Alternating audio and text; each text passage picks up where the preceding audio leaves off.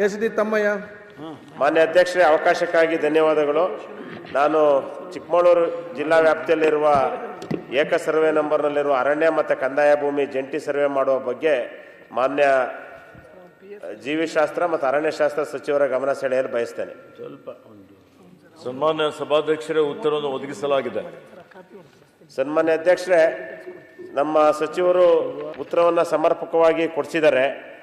ಅವರು ಕೊಟ್ಟಿರುವ ಮಾಹಿತಿ ಪ್ರಕಾರನೇ ಏನು ನಮ್ಮ ಜಿಲ್ಲೆಯಲ್ಲಿ ಸಾವಿರಾರು ಹೆಕ್ಟಾರ್ ಭೂಮಿ ಏಕ ಸರ್ವೆ ನಂಬರ್ಗಳಲ್ಲಿ ಪಾಣಿನಲ್ಲಿ ದಾಖಲೆಗಳಲ್ಲಿ ಇದೆ.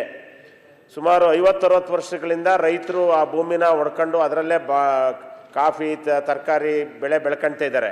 ಆದರೆ ಈ ನಮ್ಮಲ್ಲಿ 2002ರಲ್ಲಿ ಡೀಮ್ಡ್ 1 ಅಂತ ಆದಮೇಲೆ ಅರಣ್ಯ ಇಲಾಖೆಯಲ್ಲಿ ಡೀಮ್ಡ್ 1 ಡೀಮ್ಡ್ 2 ಆದಮೇಲೆ ಅರಣ್ಯ ಅಂತೇಳಿ ಹೇಳ್ತಾರೆ. ಆದರೆ ಅದಕ್ಕಿಂತ ಮುಂಚೆನೇ ಗ್ರಾಂಟ್ ಆಗಿ ಬಗರ್ಹುಕುಂ ಕಮಿಟಿಯಲ್ಲಿ ಅವರು ಭೂಮಿ ಹೊಡ್ಕೊಂಡಿದ್ದಾರೆ.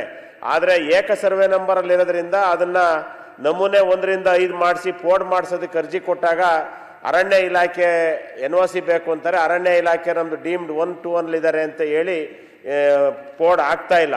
ಇದರಿಂದ ಅವರಿಗೆ ಮತ್ತೆ ಏನು ಪರಭಾರೆನೂ ಮಾಡೋಕ್ಕಾಗ್ತಾ ಇಲ್ಲ, ಲೋನು ತಾಣಕ್ಕಾಗ್ತಾ ಇಲ್ಲ. ಮಾನ್ಯ ಅಧ್ಯಕ್ಷರೇ, ಅದಷ್ಟೇ ಅಲ್ಲ, ಬಗರ್ಹುಕುಂ ಯೋಜನೆಯಡಿ ಈಗ ಬಾಕಿ ಇರ್ತಕ್ಕಂಥ ಅರ್ಜಿಗಳಲ್ಲೂ ಸಹ ಅದು ಡೀಮ್ಡ್ 1, 2 ಅಂತ ಇರೋದ್ರಿಂದ ನಾವು ಇದುವರೆಗೂ ನಾವು 2 ವರ್ಷ ಆಗಿದೆ ಶಾಸಕರಾಗಿ, ಒಂದೇ 1 ಎಕರೆ ಜಾಗನ ನಮ್ಮ 34 ಪಂಚಾಯತಿನಲ್ಲಿ ಜಾಗ ತೆಗೆದುಕೊಂಡು ಬಡವರಿಗೆ ನಿವೇಶನ ರೈತರಿಗೆ ಆಶ್ರಯ ಸೈಟ್ ಕೊಡೋಕ್ಕಾಗ್ತಾ ಇಲ್ಲ. ಕಾರಣ ಎಲ್ಲೋದ್ರೂ ಅರಣ್ಯ ಇಲಾಖೆ ಡೀಮ್ಡ್ 1 ಡೀಮ್ಡ್ 2 ಅಂತಾರೆ. ಕೇಳಿದರೆ ಈಗ ಜಂಟಿ ಸರ್ವೆ ಮಾಡಬೇಕು ಅಂತ ಒಂದು ಆದೇಶ ಆಗಿದೆ. ಅರಣ್ಯ ಇಲಾಖೆ ಕಂದಾಯ ಇಲಾಖೆ ಜಂಟಿ ಸರ್ವೆ ಮಾಡಬೇಕು ಅಂತ ಆದೇಶ ಆಗಿದೆ. ಈಗಾಗಲೇ ಒಂದು ಸಮಿತಿನ ನೇಮಕ ಮಾಡಿ 28/2/26 ಒಳಗಡೆನೆ ಜಿಲ್ಲಾಧಿಕಾರಿಗಳು ಆದೇಶ ಮಾಡಿದ್ದಾರೆ. ಅರಣ್ಯ ಇಲಾಖೆ ಕಂದಾಯ ಇಲಾಖೆ ಮತ್ತು ನಮ್ಮ PRDRನವರು ಸರ್ವೆ ಮಾಡಿ ವರದಿ ಕೊಡಬೇಕು ಅಂತ. ಆ ವರದಿ ಈ ಹಿಂದೆನೂ ಸರಿಯಾದ ರೀತಿ ವರದಿ ಕೊಡದಲೇ ಇರೋದ್ರಿಂದ ಗ್ರಾಂಟ್ ಆಗಿರೋ ಜಮೀನುಗಳನ್ನು ಡೀಮ್ಡ್ 1 ಡೀಮ್ಡ್ 2 ಅಂತ ಸೇರಿಸಿರೋದ್ರಿಂದ ಅವರಿಗೆ ಈಗ 1 to 5 ಮಾಡಕ್ ಆಗ್ತಾ ಇಲ್ಲ. ಇದು ಇಡೀ ನಮ್ಮ ಚಿಕ್ಕಮಗಳೂರು ಕ್ಷೇತ್ರ ಮಾತ್ರ ಅಲ್ಲ, ಇಡೀ ಚಿಕ್ಕಮಗಳೂರು ಜಿಲ್ಲೆಯ ಸಮಸ್ಯೆ. ದಯಮಾಡಿ ನಾನು ಹೇಳ್ತಾ ಇರೋದು 28/2/26 ಒಳಗಡೆ ಏನು ಅಧಿಕಾರಿಗಳಿಗೆ ಸಮಯವನ್ನು ನಿಗದಿ ಮಾಡಿದ್ದಾರೆ ಜಂಟಿ ಸರ್ವೆ ಮಾಡಲಿಕ್ಕೆ, ಅದನ್ನ ಆದಷ್ಟು ಬೇಗ ಕಾನೂನು ರೀತಿ ಸ್ಥಳ ಪರಿಶೀಲನೆ ಮಾಡಬೇಕು. ಯಾಕೆ ಅಂತ ಹೇಳಿದ್ರೆ ಇದುವರೆಗೂ ನಮ್ಮ ಚಿಕ್ಕಮಗಳೂರು ಜಿಲ್ಲೆನಲ್ಲಿ ನನ್ನ ಕ್ಷೇತ್ರದಲ್ಲಿ ಒಂದು ಸರ್ಕಾರಿ ಕಚೇರಿಗೆ, ಆಸ್ಪತ್ರೆಗೆ, ಆಶ್ರಯ ನಿವೇಶನಕ್ಕೆ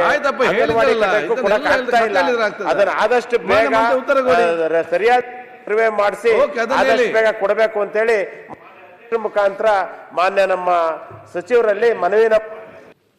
ಸನ್ಮಾನ್ಯ ಸಭಾಧ್ಯಕ್ಷರೇ, ಸರ್ವೋಚ್ಚ ನ್ಯಾಯಾಲಯದ ತೀರ್ಪೇನು 1996ರಲ್ಲಿ ಕೊಟ್ಟಿದ್ದ ಪ್ರಕಾರ ಒಂದು ಡೀಮ್ಡ್ ಫಾರೆಸ್ಟನ್ನು ಇವತ್ತು ಸಮೀಕ್ಷೆ ಮಾಡಿ ಅದನ್ನು ಘೋಷಣೆ ಮಾಡಲಿಕ್ಕೆ ಒಂದು ತಜ್ಞರ ಸಮಿತಿ ಆಗ್ತದೆ. ಆ ತಜ್ಞರ ಸಮಿತಿ ವರದಿ ಏನು ಬರ್ತದೆ, ಆ ವರದಿಯಲ್ಲಿ ಸುಮಾರು ಇವತ್ತು 9,94,000 ಹೆಕ್ಟೇರ್ ಭೂಮಿ ಪರಿಭಾವಿತ ಅರಣ್ಯ ಅಂತೇಳಿ ಘೋಷಣೆ ಆಗ್ತದೆ.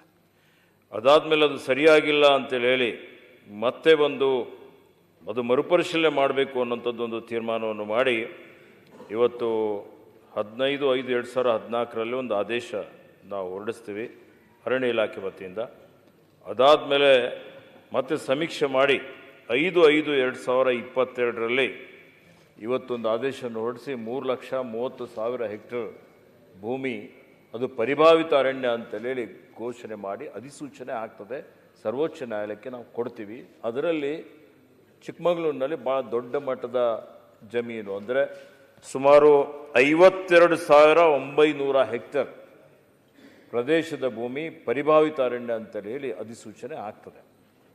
52,000 ಹೆಕ್ಟೇರ್ ಏನಾಗಿದೆ, ಇದರಲ್ಲೂ ಸಹಿತ ಇವತ್ತು ಭಾಳಷ್ಟು ಗ್ರ್ಯಾಂಟ್ ಕೊಟ್ಟಿದ್ದಂಥ ಭೂಮಿ ಇದೆ. ಭಾಳಷ್ಟು ಭೂಮಿಯಲ್ಲಿ ಕೆಲವೊಂದು ಗ್ರಾಮಗಳು ಬರ್ತವೆ.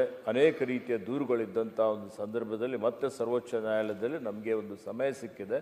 ಇನ್ನೊಂದು ಸಲ ಡೀಮ್ಡ್ 3 ಅಂದರೆ ಇವತ್ತು ಇನ್ನೊಂದು ಸಲ ಪರಿಶೀಲನೆ ಮಾಡಬೇಕು ಅನ್ನುವಂಥದ್ದು. ಅದು ಮರುಪರಿಶೀಲನೆ ಮಾಡಲಿಕ್ಕೆ ಈಗಾಗಲೇ ಜಿಲ್ಲಾ ಮಟ್ಟದಲ್ಲಿ, ವಿಭಾಗೀಯ ಮಟ್ಟದಲ್ಲಿ, ರಾಜ್ಯ ಮಟ್ಟದಲ್ಲಿ ನಾವು ಸಮಿತಿಯನ್ನು ರಚನೆ ಮಾಡಿದ್ದೇವೆ. ಮತ್ತು ಅವರಿಗೆ 6 ತಿಂಗಳಂದರೆ ಫೆಬ್ರವರಿ ಕೊನೆಯವರೆಗೆ ಸಮಯ ಕೊಟ್ಟಿದ್ದೇವೆ. ಫೆಬ್ರವರಿ ಒಳಗಾಗಿ ಜಂಟಿ ಸಮೀಕ್ಷೆ ಮಾಡಬೇಕು ಅಂತ ಹೇಳಿ ಮತ್ತೆ ಕಂದಾಯ ಸಚಿವರಾದಂಥ ಮಾನ್ಯ ಕೃಷ್ಣ ಬೈರೇಗೌಡರು ನಾನು ಕೂಡಿ ಒಂದು ಸಭೆಯನ್ನು ಮಾಡಿದ್ದೇವೆ. ಜಂಟಿಯಾಗಿ ಅರಣ್ಯ ಇಲಾಖೆ ಮತ್ತು ಕಂದಾಯ ಇಲಾಖೆ ಸೇರಿ ಜಂಟಿ ಸಮೀಕ್ಷೆ ಮಾಡಿ ಆದಷ್ಟು ಶೀಘ್ರದಲ್ಲಿ ಫೆಬ್ರವರಿ ಒಳಗಾಗಿ ಇದನ್ನು ಒಂದು ತಾರ್ಕಿಕ ಹಂತಕ್ಕೆ ತೆಗೆದುಕೊಂಡು ಹೋಗಬೇಕು ಅನ್ನೋಂಥದ್ದು ನಮ್ಮ ಗುರಿಯಾಗಿದೆ. ಅದಕ್ಕೆ ನಾವು ಭಾಳ ತ್ವರಿತಗತಿಯಲ್ಲಿ ಮಾಡಲಿಕ್ಕೆ ಎಲ್ಲ ರೀತಿಯ ಪ್ರಯತ್ನಗಳು ಮಾಡ್ತಾ ಇದ್ದೇವೆ.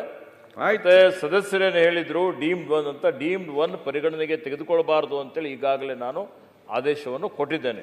ಡೀಮ್ಡ್ 1 ಪ್ರಶ್ನೆ ಬರೋದಿಲ್ಲ, ಡೀಮ್ಡ್ 2 ಇದೆ. ಆ ಡೀಮ್ಡ್ 2 ಬಗ್ಗೆ ಈಗ ನಾವು ಅಂತಿಮವಾಗಿ ಜಂಟಿ ಸಮೀಕ್ಷೆ ಮಾಡಿ ವರದಿ ಬಂದ ತಕ್ಷಣ ಅದಕ್ಕೆ ಒಂದು ಪರಿಹಾರ ಕಂಡುಕೊಳ್ತೇವೆ.